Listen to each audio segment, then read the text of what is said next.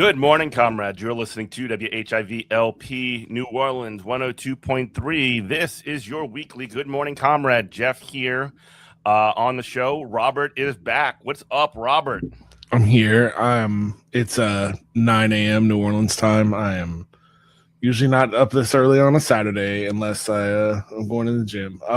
But no, here I am with you guys, and it's very nice to be here. So thanks for waking me up so I can get stuff done. Oh, you're welcome. On a Saturday.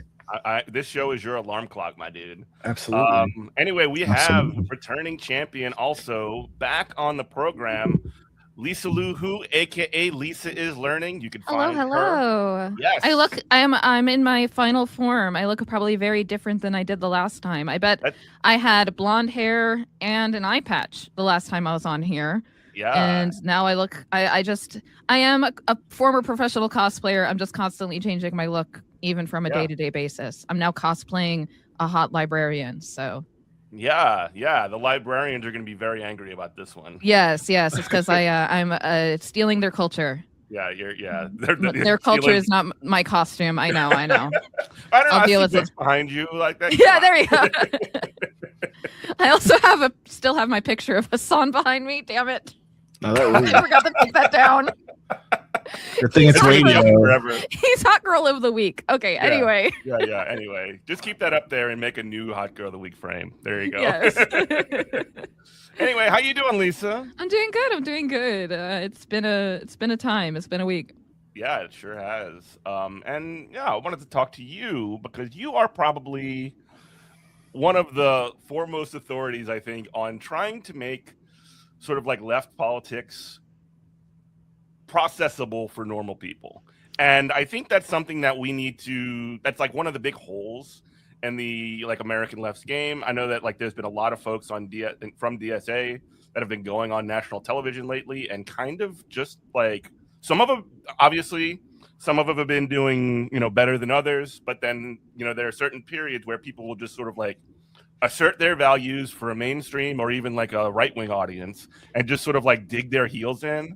And that's sort of like the whole, like they just expect people to just swallow that, instead of I'm so glad I've come across as the normie whisperer. I don't feel like I have the authority to do that, but I was a normie even just during Kamala's campaign. So not that long ago, like 2 years ago now. So like, I guess that is why, and I like to tell my story as to what got me involved in politics, what has switched me to a socialist within the last 2 years, and real seeing this yearning from normies to actually understand what is going on and try to get to a point where they understand what's going on. And yet I have seen lots of leftists not meet that moment, right? Like know how to, it's not that the issues, the policies are great. It's the communication and the messaging that has a tendency to be off. And fits into a lot of stereotypes about leftists of being academic and judgmental and patronizing. And so, yeah. Well, actually, we can just sort of like get straight into it because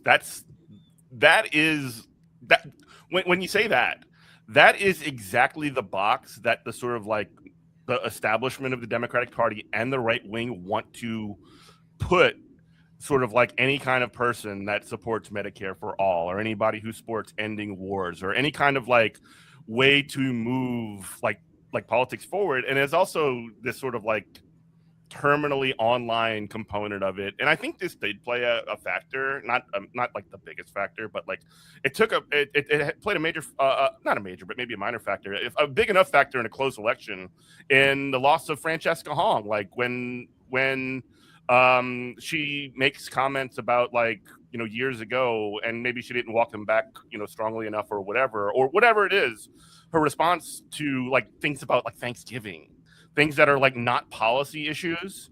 And then that just starts this whole left discourse about this extremely marginal issue, as opposed to focusing on the things that we're actually trying to get done here. Because like, regardless of how people feel about the Thanksgiving thing, and people are going to talk about it, of course, but like, it doesn't have to happen like all out in the public for everybody to see. And it also isn't a policy. Like, even if she was running on a like cancel Thanksgiving policy, that's what they painted it as on Fox News. Like, they legitimately kind of went with that. Like, that's one of her. They literally said that was one of her policies. Was canceling but Thanksgiving. Like, even if she was, like, there's no chance that's going to be enacted. So, like, why are we arguing about this? You know what I mean?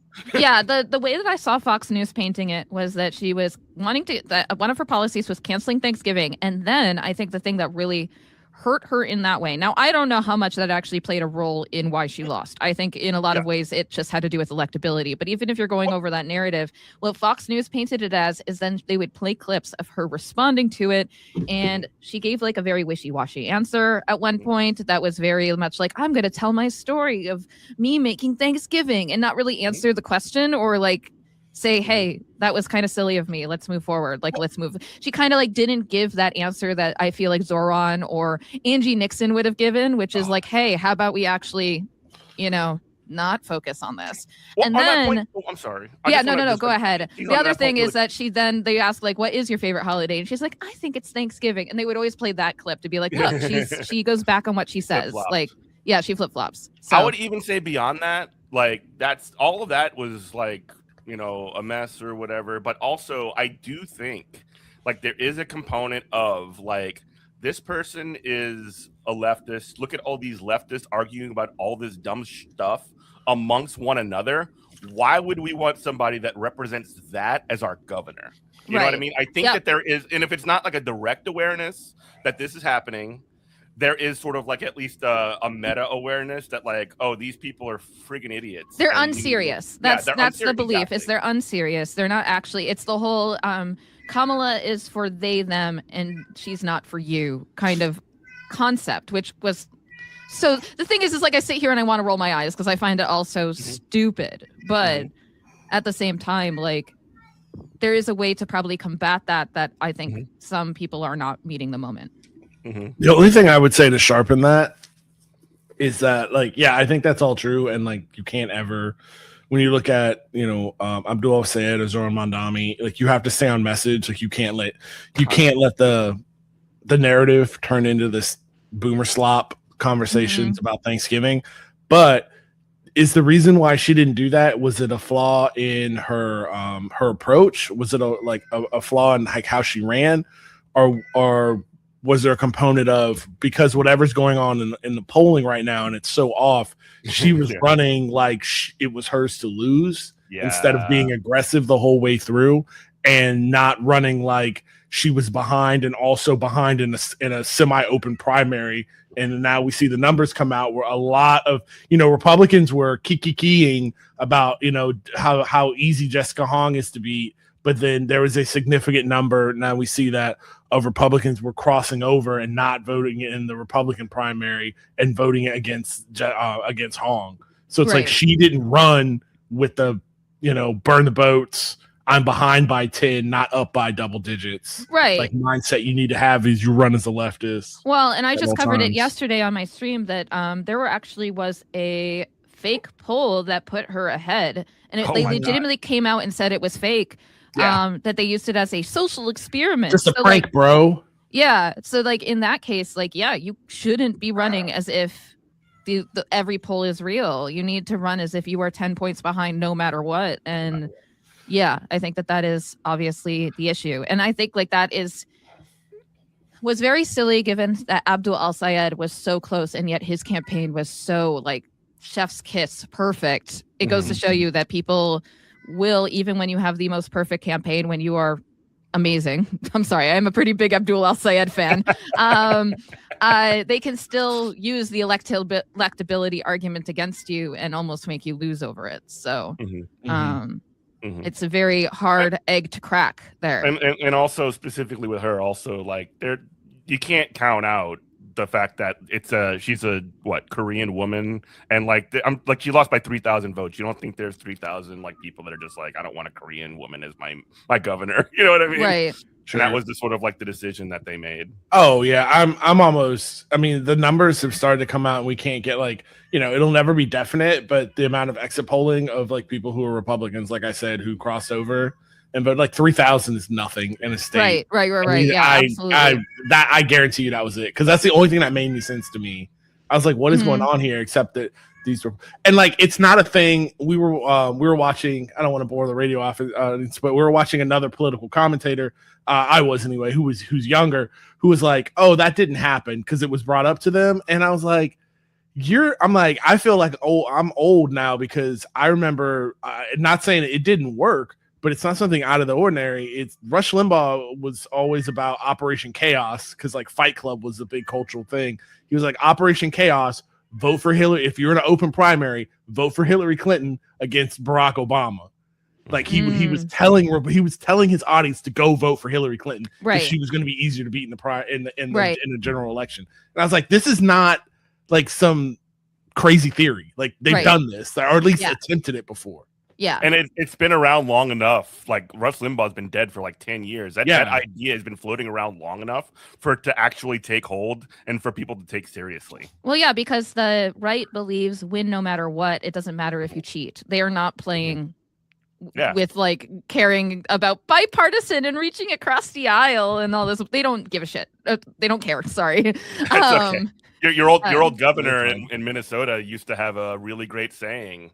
Jesse Ventura, he would say this on television for the wrestling shows: "Win if you can, lose if you must, but always cheat." Oh man, I can't get over how now that I'm older, how based he seems. I love Jesse and Ventura. It's like funny to me that I grew up conservative in Minnesota, and so everybody was like, "Jesse Ventura, the worst governor," and now I'm like, kind of based actually. It's like it's not even cheating though. It's just like when you have a binary choice between A or B in an election, you don't have either jungle primaries or so what am I looking for, Jeff? Open primaries? Oh, not open. Ranked choice voting. Ranked choice voting. You don't have ranked choice voting. Like this is the weird Vicini Princess Bride math that people do in their head all day of just like I cannot pick the candidate over here and there because I know that's what you want, so I must pick the candidate over there, and then I'm going to pick the candidate. Like I've done it. Like that's my worst shame. Like Jeff and I said. Well, and that's why the Democrats don't really have any policies, is because they seriously just have to run on, like in the primaries, they just have to run on electability, the argument for electability, and then once it comes to the general, they just have to do lesser evil voting. No, that's 100% harm reduction. In the Ohio presidential primary in 16? No, not 16, like 2004, I guess. I voted for Hillary Clinton over Barack Obama, and I hated Hillary Clinton back then because I was just like, well, there's no way this guy can win. Like he can't. And I just did it because as some kind of, and I'm like, I'm sitting here now, decades later, I'm like, that was internalized racism and also just stupid. Just it's a primary. Vote for who you want. Like, what are you doing? Like you don't have control over this thing like you think you do. Just explain to me, just because I want to pretend I'm dumb here. Why would that be internalized racism if you were assuming that other people were too racist to vote for Obama? Because it shouldn't. Because it shouldn't matter. Like it just like my idea that a black man named Barack Hussein Obama, who's already a senator, like what else does he have to prove? He's already a senator in Illinois. So it's like, what do we like? He's not like I'm not voting for the guy outside the convenience store standing on a soapbox screaming to the pigeons. Like this is an established guy who's already, he's not even like, I could even understand, and I'm not saying it's not correct, it's wrong, it's logically, but it is at least logic to be like, oh, this DSA thing is an insurgency. It's if you've never heard of the DSA before, you're just a Hillary Clinton, Chuck Schumer liberal. You'd be like, yeah, they have great policy, but like the party's not going to support them. This is some kind of like takeover attempt, like whatever. I can understand that. For me to sit there and be like, oh, Barack Obama can't win when he's like mainline, like Democratic Party supported by the banks, like he's supported by capital. That there's no other reason that I thought that except it was racism. Like there's just none. Like it makes no he's sense. Absolutely qualified. Yeah. There's really no reason other than, I mean, and that's kind of the thing, is that people always use that excuse of being like, well, I'm not racist, but I know that other people are, therefore I don't think he's going to win. And I think that then it's just a self-fulfilling prophecy and believing that people are that stupid. I mean, that was a huge thing though with black people. Like, yeah. Well, just like with like Jim Clyburn. Yes, Jim Clyburn. I'm sorry, I'm thinking of like times when it's been women too, or like recently I heard a comment about how, oh well, AOC people aren't going to vote for a woman of color, so I just don't think we're ready for that. And that to me is like, that's a little bit different, and I'll tell you why. Because like I think where you hear that kind of thing come from, you hear that come from the halls of the belly of the beast of the actual Democratic Party. It's the same kind of mindset of just like, oh, you can't vote for Bernie because he's too old, but we'll throw up Biden and like he's just fine. And like, okay, to where like when I say like black people were like wary on Obama, like as just as a senator trying to be president, that kind of wariness was like, it was literally like people in your water cooler going, oh man, I like this guy, but you know, his name's Barack Hussein Obama. And even if he gets elected, they are going to kill him. Mm-hmm. Right. Like, and like, that's stupid. Like that seems silly to me now. Like, because I'm just like, who's going to kill Barack Obama? Freaking Morgan Stanley? Yeah. Walter Grumman? Like, no. No, yeah. One of the things also, like, this is like I can't get over how cynical that kind of stuff is, because like I mean, I'm old enough to remember all the way back to 2020 or 2016 when it was all like, I'm with her in 2016, it's Hillary's turn, it's time for a woman president, Yasle, all this other stuff. And then in 2020, you know, it was all about Kamala Harris and Elizabeth Warren. Like Bernie, they gave Bernie, you know, crap for allegedly saying the exact same thing that mainstream Democrats are saying now about somebody like AOC. To which, like, if Bernie did say that, he would be wrong.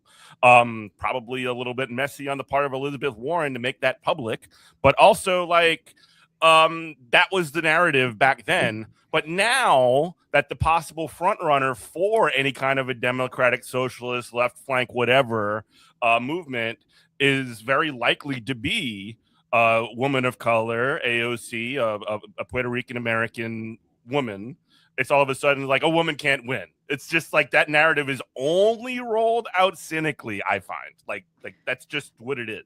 I think the thing that I've had to get over in my brain when trying to target normies, let's go back to the discussion of normies, is that normie doesn't equal cis white man.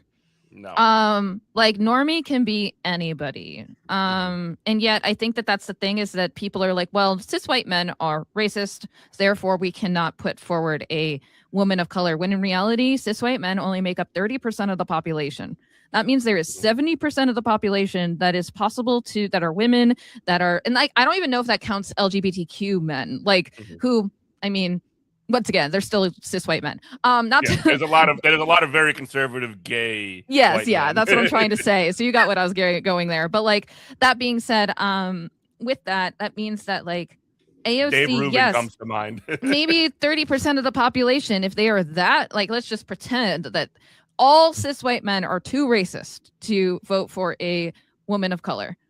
There is still 70% of the population that you could possibly win over by appealing to their needs, appealing to their policies, and like appealing to them with policies that you can win over. And actually, they might even like the fact that they are a woman of color.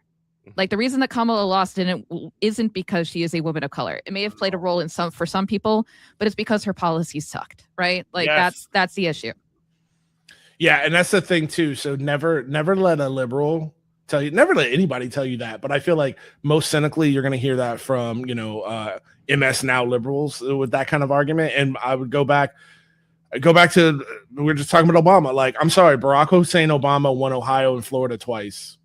Right. Sorry. Like that breaks everything. Yes. And that I honestly think as like the people who are listening to us in New Orleans are probably like, oh my God, they're clutching their pearls and they hear something bad about Obama. Please get past that. But for like the people in our circles who are just like, we can have this thing about Obama, but just like as a objective reality, like as a separate the man from his policies, that they put that liberalism allowed that man and capital got behind him was probably the biggest boon for the socialist rise, because it just broke all convention.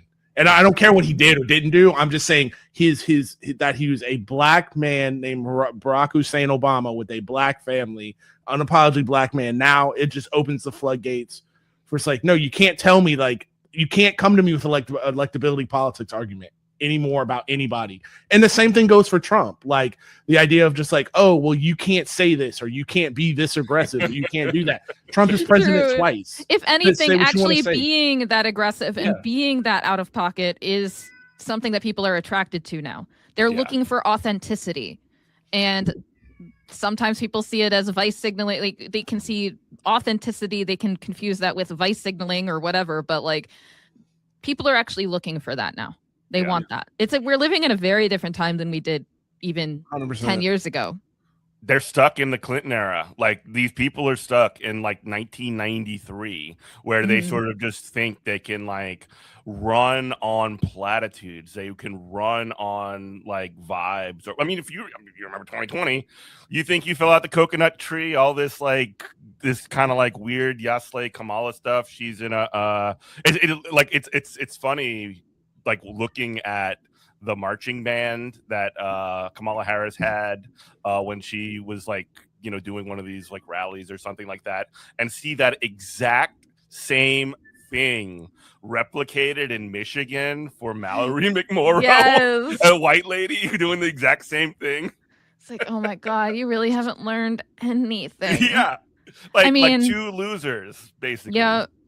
For basically the same reason. Yes, for exactly being milquetoast and not having any real policies. People are not going for the whole vibes thing anymore. No. And that's why I think like a Gavin Newsom isn't going to win because, I mean, first of all, I think his vibes are horrible. He looks but like then a vampire. On top of like that, not a cool vampire either. No, like a greasy, gross one. Like, ew. But people, I think in general, and that's like coming back to a discussion that we've had. We as like, you guys were in my chat at one point having a discussion about Abdul Al-Sayed having Haley Stevens on the campaign trail and how that's kind of like we were, you know, going back and forth on this. That's something we disagreed on, and we can actually talk about that now. Yeah, that's what I was thinking. I don't know if you want to, because obviously, yes, I disagree, because I do believe we're living in a different time where people are much more critical of this, like trying to appeal to the mythical moderate, and it makes people very wary of a leftist candidate who does that. I mean, we use the example of like, well, Obama did that. He had Hillary as part of his campaign, even after all of the racist campaigning that they went through in the primary. But I just think that I think about me back in that time and how that kind of behavior is what made me not trust Barack Obama. Like as a normie, seeing that, I was like, wow, this guy really is like saying things, but he's not actually doing the things. And I feel like with Abdul, if he, now I want to just clarify or like give the whole story that he got on, was it MS Now, I think, and said that they asked him if he was going to bring Haley Stevens on the campaign trail. And before he even answered, I was like, I hope he doesn't. I hope he doesn't bring her on the campaign trail. And he answered saying, you know what? She is welcome on the campaign trail. And like, I understand that answer on MS Now or CNN. I think it was like CNN or something. I understand that answer. I understand that you have to play nice. I mean, I'm learning that as a Twitch streamer. Just learn to play nice. Like, you've got enough enemies. You don't need to make more of them. But I think there's a very big difference in, you know, taking someone's endorsement and having someone on the campaign trail. And obviously the establishment sees that as that, because like Hassan Piker has endorsed a lot of candidates, but they didn't see it as a threat until Abdul Al-Sayed brought him on the campaign trail. There is something very different about bringing someone on the campaign trail, bringing them up on stage and kind of saying, hey, this person represents me. And given the like Haley Stevens and her AIPAC donations and her I see Israel in my dreams comments. What gives? I think that would be really, really going against everything that Abdul Al-Sayed stands for to bring her up on stage. But, you know, that's where I don't know if you still disagree in that way or if we agree, but. I absolutely disagree. Like I've said here and like, it's just, how do you get there? Like she has a constituency. She just does. And so you just have to deal with that. Their vote counts the same. you need them. It goes to what we first talked about. If you're a leftist, you have to be running like you're running behind at all time. Forget as much as I, badmouth Obama here on this show on a daily basis. I also said, like, I do not like Barack Obama. I think he was a bad president. The Abdul al-Sayed campaign needs Obama so bad. True. These things are not in conflict, they're not in disagreement with each other. It's just a material reality.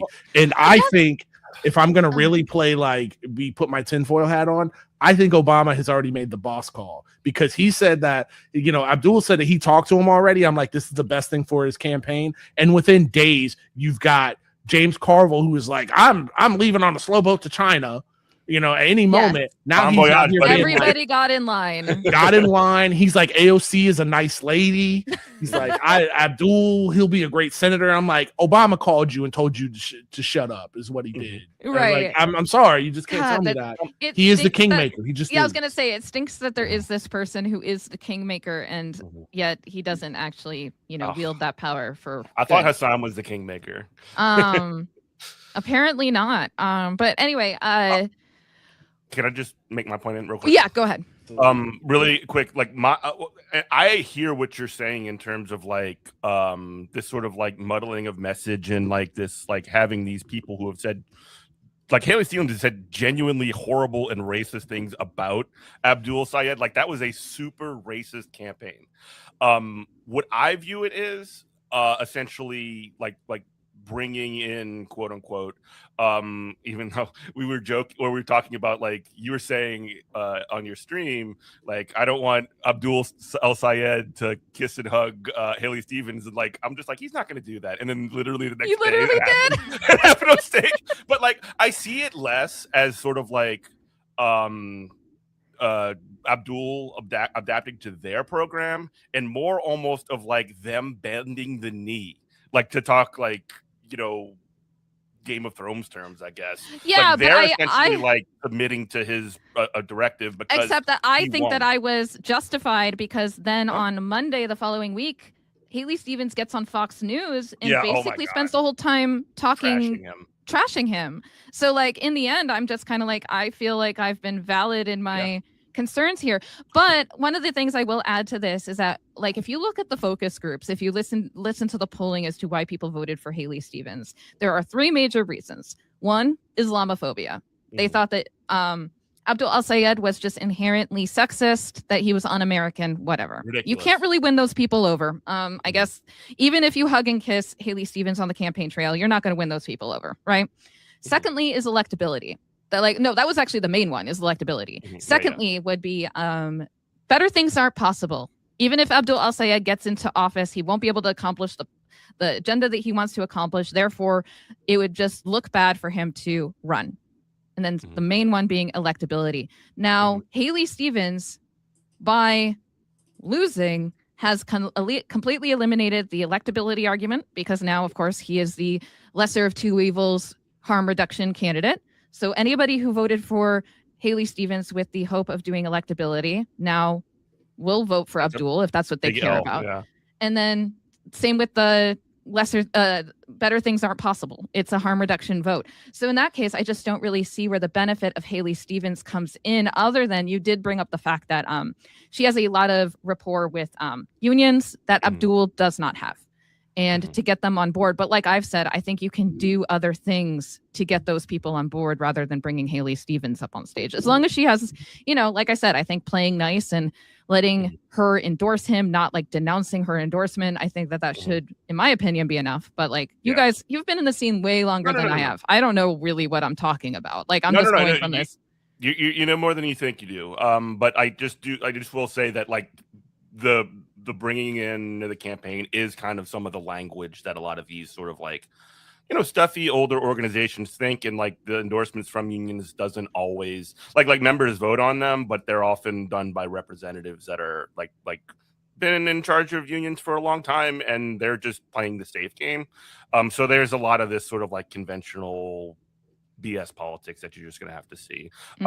UAW seems to be a little bit different right now. They're a lot more aggressive in terms of who they're endorsing, and that's just based on the leadership style of that union right now. They've gone in a really like a really aggressive direction in terms of like pushing for universal policies ever since the Fain administration started about 4 years ago. Let me pause for station ID really quick. You're listening to WHIV LP New Orleans 102.3. This is your weekly Good Morning Comrade. We are talking with Lisa Luhu, aka Lisa is Learning. She is joining us to talk about basically I do want to zoom back out, if that's okay, into the sort of like general appealing to normies, like politics for normies sort of deal, because that's really what her bag is, what she talks about every day. So just to sort of like zoom out and talk about like these larger concepts. And I know we talked about this a little bit prior to the show that we might bring this up, but the idea of woke one.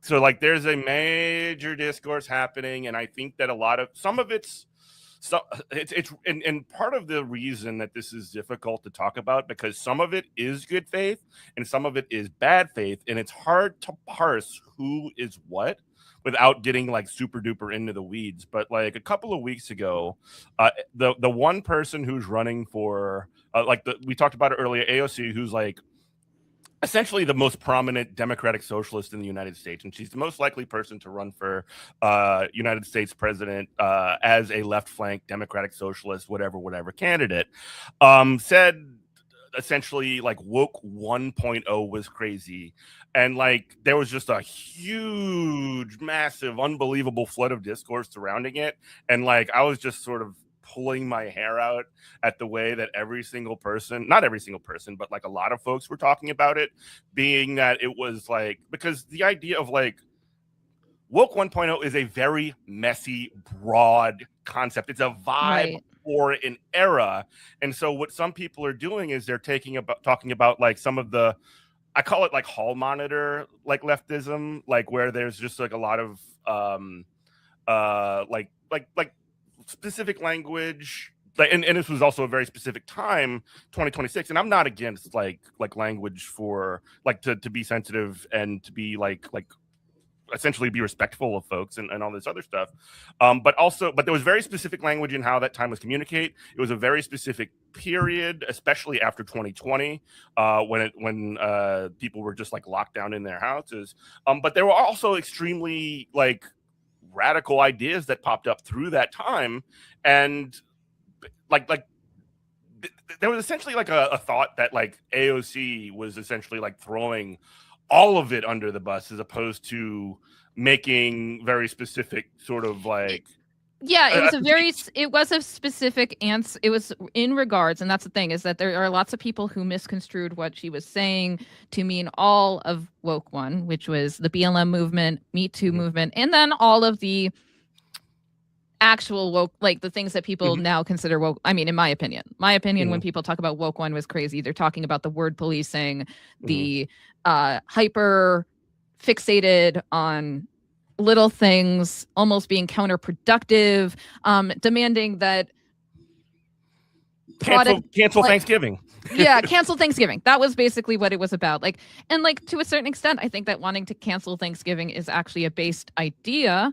And it was definitely a time where people would express every single idea out loud. And I'm glad, I hope, that we enter an era where we don't need to express every single thought that we have every time we have them. Can we please not do that? That'd be great. As a Twitch streamer who spends 6 hours a day live on the stream, maybe I need to take my own advice here. But still, it's just like one of those things that anyway, there was definitely this misconstruing of basically saying that she was basically saying that all of woke one was crazy, when in reality, here's my thing that I will take, is that she was, by saying that, was appealing to what I think is actually generally a very privileged crowd. I ask the people in my life when they hear woke one was crazy, what do you think that's referring to? My sister, who's like 28 and is like a very normal normie, like she doesn't participate in any politics. She's like, oh yeah, when I think of woke one was crazy, that is when people were getting weird about fandom, like when you weren't allowed to ship these two characters because one was 19 and one was 16. And I'm like, okay, that's just chronically online fandom culture. Like that just happens no matter what. That doesn't have anything related. I do think it's related. Yeah. Okay.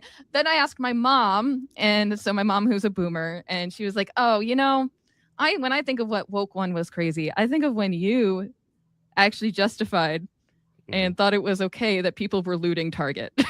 I'm like, she's like, also, I think hi, Mom. Thanks for listening. Yes. I was like, maybe. And she was like, I think that went probably too far. That is, woke one was a little crazy. And I'm like, I was based. You can think otherwise, whatever. When I think of woke one was crazy, I do think of like the times where people decided to cancel Critical Role because they did a partnership with Wendy's at the time, even though there was nothing. Like, Wendy's is just your typical evil corporation. And it's like, okay, so you just you had them canceled for doing this event, even though they're trying their best to actually have good representation and be very open-minded and trying to have great diversity in their content. And then you're still going to get angry at them anyway. So like, but I have to realize that like my whole family is white. When we think about woke one was crazy, all of those things are very just like culture-based, silly, pedantic things. They're not actual BLM movement stuff. They're not, well, maybe the looting Target maybe had something to do with that, but like that's just me being an anti-establishment punk. I'm going to feel that way no matter what. That wasn't woke 1.0. I still feel that way. Like, that's not just woke 1.0. So, but yeah, that's kind of what I just wanted to say, that like, for some people, that is what woke one and what's crazy. For other people, it's the BLM movement, it's the Me Too movement, and those are actually incredibly important. And so, but I don't think that's what AOC was referring to. And so much to the point where like she actually credited Chi Ose, who stands for a lot of those things in a, I think, much more of an aggressive way than she even does. Like, that she even presents herself as doing.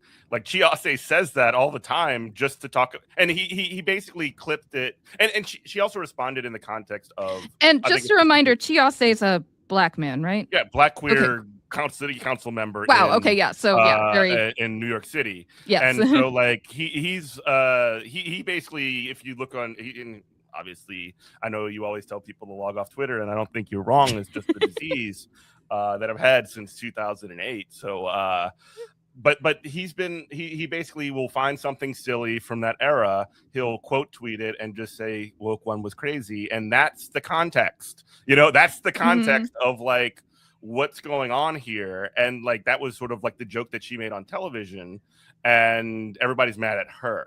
You know what I mean? It was just like one of these sorts of things where it's like, guys, chill out. Like she, and she did answer a question about like, and it's probably not going to be very much different than the way that Angie Nixon responded to a very similar question about like the idea of abolishing the police or anything like that, which is like the concept of defunding the police is like a really good concept in terms of like, this needs to happen, but how you get to the point where you can actually do that, you can't necessarily always have that on the tin. You know what I mean? That can't be like necessarily the slogan or the banner.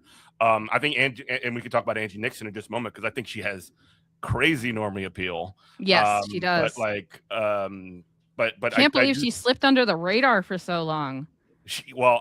Shout out to a buddy of mine who I work with, who has been working on her campaign, and they really blew it out of the water in there. But just to finish my point,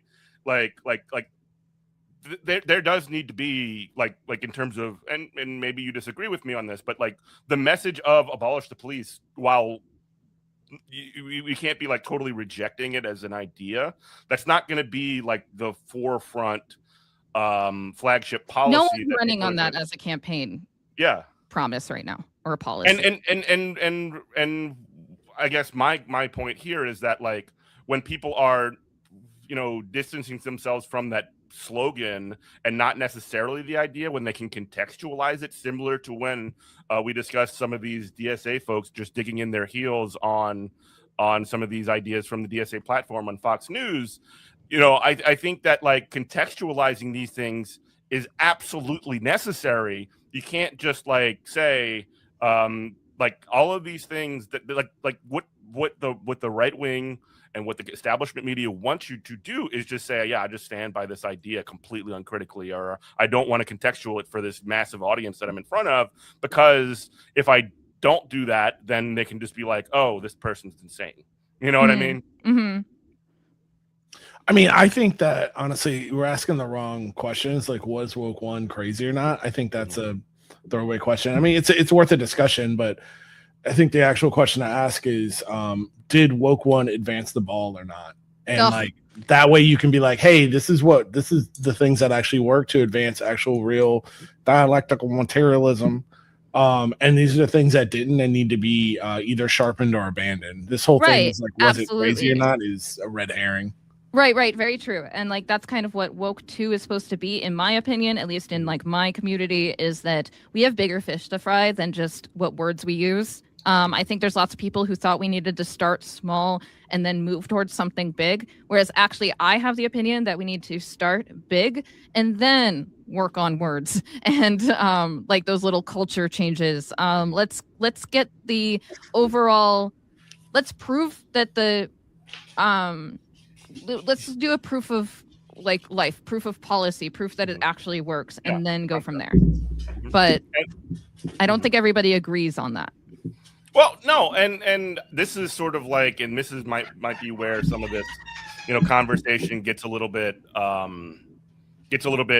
among us, but like maybe controversial, is that there are, in my opinion, and it's not like a perfect like Venn diagram, 2 separate circles sort of situation, but broadly speaking, there are leftists that care about making an impact and changing things, and there are leftists that are very, very concerned with sort of like maintaining the purity of ideas and ideals. And like these two sort of like points in the dialectical are sort of like constantly at war. And at this point, we're seeing some.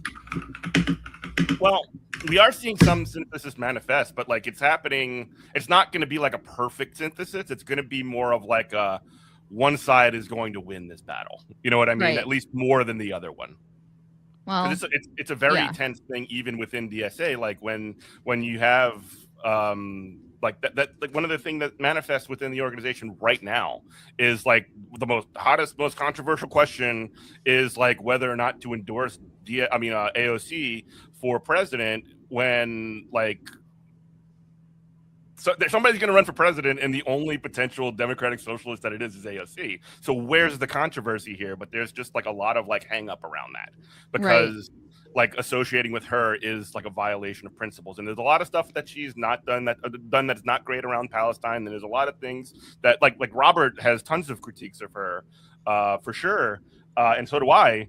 But like I think we can all agree that like if there is somebody that is going to be gotten behind, and also it's an opportunity to build infrastructure, organizing infrastructure nationwide in every single state, because that's how primaries work. That's another thing that like is a benefit of this, because infrastructure lasts, and if that infrastructure is not answerable to a individual, is what we talked about with Mike from PA. If that infrastructure is not directly answerable to an elected, like Obama's case, then that infrastructure can continue post whatever election it is. Robert? That's the thing, is that you were. Oh, sorry. You can go ahead. No, you're fine. No, that's exactly my thing. I think that if we're talking about electoral politics, I think people put too much stake and they put too much weight on electoral politics as far as their whole like political diet.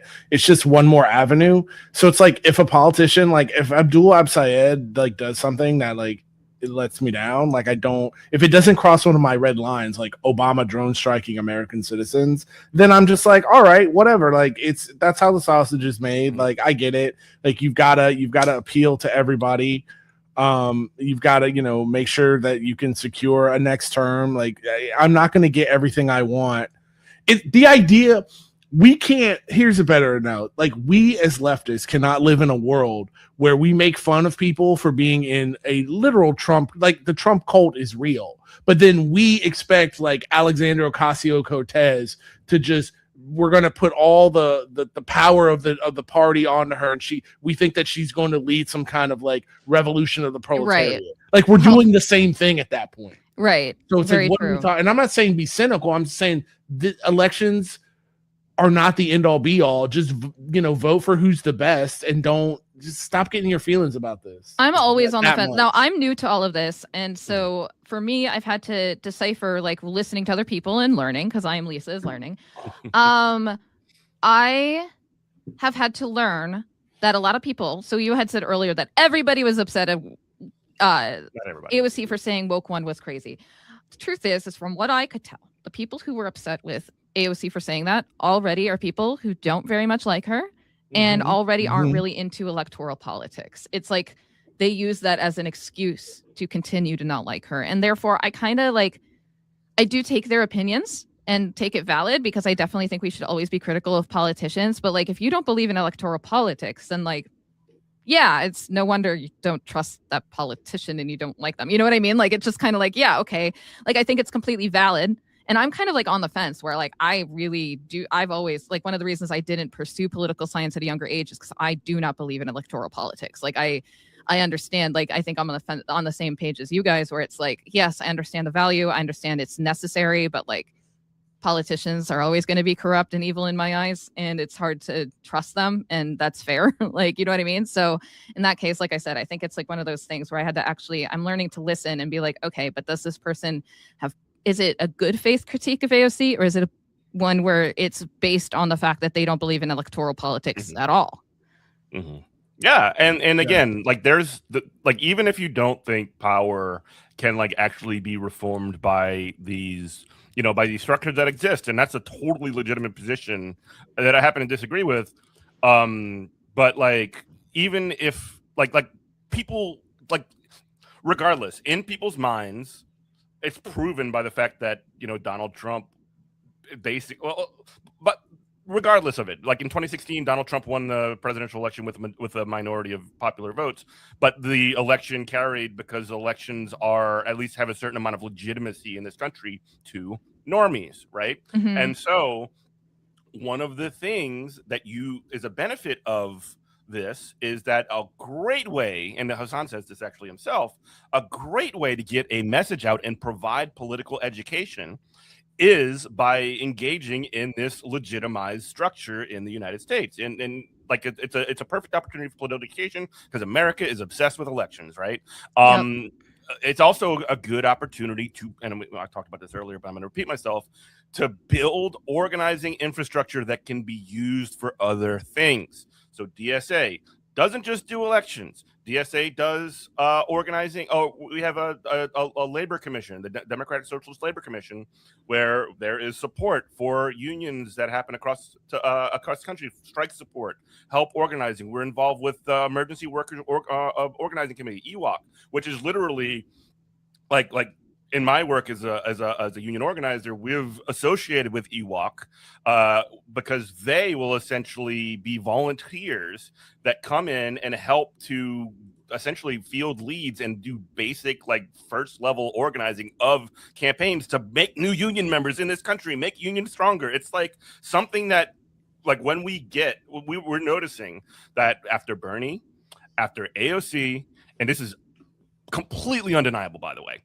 after Bernie, after AOC, and after Zoran, there have been massive boosts in the membership of an organization such as DSA. That's essentially, first off, that's funding for the organization itself. Two, that is a bank of people that you can reach out to find any of these other things besides elections that you can you have a list of leads to follow up with and be hey, you want to do union work? Hey, you want to do mutual aid break light clinics or whatever the hell it is? We can figure that out. But you're here, you volunteered to be a part of this. We're going to activate you one way or another, or not. People can just be a paper member and that's fine too. But that's one of the things that I think is when people think about elections, DSA gets stronger after every election victory. So there is a reason to engage with that. Yeah, and I actually think that, as a content creator, I actually have come to realize that content creators probably have almost as much influence over such organizing as politicians. Mike from PA and Hassan Piker have been listed as some of the biggest recruiters for DSA known at all. Like they actually, that Mike from PA just said that last night, and that he's been actually contacted to be told this, that they are huge recruiters for these organizations. So like, I think that that's why I put so much emphasis and I have so much demand for content creators to actually take that seriously and actually understand their role in this movement, and not just be like a grifter. That there's more to this than just they exist, of course, but you know. Yeah, exactly. There is such thing as grifting to the left, apparently. It's very rare, but it can happen. Also not apparently. very lucrative. Like, what are you doing? I know, right? Like, no, there's no money. There's no. You are really silly if that's what you're trying to do. It's the whole point. Plus, I mean, even if you do make money, you're supposed to just wear a barrel with straps and live in a hut if you do end up. No. What you got to do, what you do is you make money, and then you go, oh, this is why I left the left. And then you get like the Patrick Bet David, like yes, true. You have to go through that. Otherwise, you're a fake. You're a poser. It does seem like it's just grifting with extra steps when you just be a Nazi right from the start. Right. Yeah. But even in a defeat, and like, so we just saw the Oliver Larkin campaign in Florida. Unfortunately, he got clobbered by like 15 points or something like that, even though there was a ton of work that went into it. There was a phone bank that DSA did in partnership with Hassan Piker, like a night or two prior. I think it was the Sunday prior to the election, where 120,000 people made phone calls. There is a 100% chance that was somebody's first ever phone bank, and that broke down a wall for them. They got engaged, they volunteered for the first time ever, and probably, sorry, I'm kind of getting really loud, but like probably one of the biggest impediments to getting involved in these kind of campaigns is never having done it before and not knowing what to expect. So well, I mean, and like I actually went into that. I didn't end up doing phone banking. I actually did realize that my disability did create a barrier for me to do it, given the fact that you need to read like the various things. And I did get overwhelmed. So I actually was one of those people. I had been wanting to do phone banking for Abdul. I'm so proud of you. And I went into the Zoom call for Oliver Larkin because I knew that he needed a bigger push. And I was like, you know what? I'm going to do it. Hassan would be proud of me if I did the phone bank in my head. I know that's not really why, but we know he's watching. Yes, he cares. But in reality, I would say that even during Zoran Mamdani's campaign a year ago, I didn't know about phone banking. Like, I didn't even know about, like, this is the thing, is like these people, these content creators, I wouldn't even say politicians. I still feel like politicians and what they do is still pretty nerdy, but like content creators actually promoting this and exposing people to this and showing and giving examples of how you can participate, especially if you're like me who lacks accessibility. Like, I can't go, I mean, I probably could go Canvas, but that would be a hassle, right? I don't know if we said that. I'm actually legally blind, so there is some barriers there to me actually helping out and volunteering. But Hassan has actually opened my eyes to how many other things I could do. I could go to the offices and do all the like bundling of all of the stuff, or I could do phone banking, or I could do just like helping out with probably technical or administrative qualities. You know, there's so much. How about phone banking with a partner? Like, I mean, or canvassing with a partner if you're not alone. Right. Like, yeah, that's a possibility. I mean, keep in mind. I know. But yes, that is a possibility. If I am passionate enough about someone, that is a possibility. And honestly, Oliver Larkin was one of those. I really do think that, I hope he becomes like a spokesperson for the DSA. I think he has recently said that he is interested in doing that. So it'd be really cool. But like, yeah, I mean, keep in mind, I went from a year and a half ago being a total normie lib to now even seriously considering doing a phone bank. I mean, heck, that's improvement, right? Yeah. And you can thank Hassan Piker for that. I had no clue that any of this existed before him. So people can be critical of him in all different ways, and I think it's valid to be, just like anybody else. But like, this is important. Content creation is actually important work, which is why I actually am pretty harsh on content creators to actually step up and do the right thing, and not in like a pedantic, word policing way, but more in like, we need to uplift others and just be better whenever possible. So, yeah, because it means a lot. we have about 3 minutes left, and like we got to talk about Angie Nixon. Yes. So Angie Nixon was a bit of a surprise to some people, and I would be lying if I was to say that I was not one of them. But I was one of them. I was very surprised that like somebody could run a campaign in Florida and knock off the establishment. It tells, and first off, she's amazing. She's like this.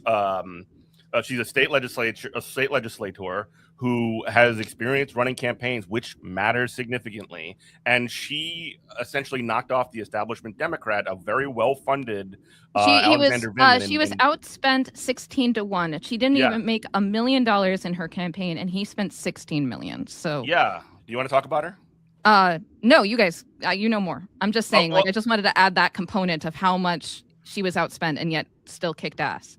Yeah, well, anyway, she did, and she's like one of these people who is like, I had no idea how good her game was. Like, she is somebody who has like there's this incredible image of her screaming in a bullhorn, like trying to sort of like make a lot of waves on television in the legislature, against these like voter repression acts that they have within the on. last year she was arrested for protesting against the gerrymandering that happened in Florida just within the last few months. So last few months or last year, I don't remember how long ago, but it's recent.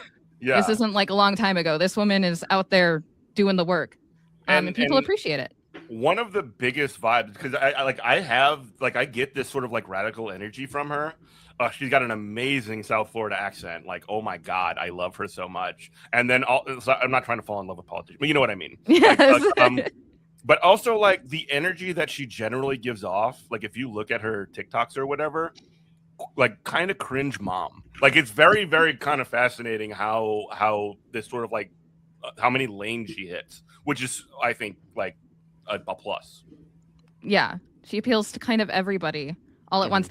Yeah, and I don't usually I find a lot of like rally speeches. I don't put rallies on my stream, and I find them kind of boring. But she, during her election speech, I put the whole thing on my stream and was like, you guys need to watch this. You need to see someone speak publicly and do it well and stand for what she believes. And you need to get behind Angie Nixon. So it also says one other thing, like beyond her. It shows me, and I've been saying this for years, like there is opportunity to, at the very least, if you can't win like general elections, you can at least like take over the infrastructure that exists in those states, like Florida, like Louisiana, like some of these like red states. Get it, essentially set it up so that you defeat the establishment and make that situation, that dynamic, be it engaged with the official party apparatus or not, have a much more working class approach. And I think that's something that is a lot more possible in red states than it is blue states, because blue states have these like incredible strongholds, like fortresses, where they prevent a lot of the possibilities from happening and moving forward. I lived in Louisiana for most of my life. The Democratic Party there is a joke. I live in Virginia now, and the Democratic Party is a monster. It is just so bureaucratic and so messy. So, like, I do think that there is opportunity in some of these red states to kind of move the ball forward. I don't know. Yeah. Well, she seems like the one to do it. Yeah. No, 100%. And, like, she might not even win. She probably won't, and that's okay. It's like, the thing is that she needs, her kind of politics needs to be the new standard until the money interests finally have to bow and be like, all right, I guess we gotta let some of y'all live and maybe not, you know, give some resources and make people's lives materially better. Like, even if the Democratic Party needs to make a decision as a whole, it's like, do we want to provide material good, and that means that maybe I won't be, you know, get as much money as a lobbyist after my political career is over, or do I just want to be nothing? And win or lose, like, we just need more people like her running for office to prove, like, no, this is just the new standard. This is the new line that the bar you have to cross. Get out of here. Go be a Republican, John Fetterman, and you know all. Oh my gosh, you threatened it, and now you're not leaving. Ugh, just go away. Yeah. Well, any last thoughts before we bounce, Lisa? Where can we find you? I am good. Hi, I'm Plug Lisa. things. You can find me on Twitch. Lisa is Learning weekdays at 9 a.m. until whenever I feel like stopping streaming. Usually it's around 3 p.m. Eastern. So, but yeah, that is what I do each day. We kind of just go over and break down. I watch a lot of Fox News, which is fun. I laugh at how thirsty they are for socialists, and we just like kind of break down. I try my best to make my stream a place where like people can be new to the content and kind of be understanding propaganda, understand the narratives that are going on in our media, and understand why people are thinking the way that they think. So that's what I do. Well, it's always a pleasure to talk with you, Lisa. Thank you so much for having me. Absolutely. Robert, anything before we go? Nope, that's great. Just thanks for coming by. All right. Well, thanks everybody for listening. We love you. Bye-bye. This is WHWLP New Orleans 102.3.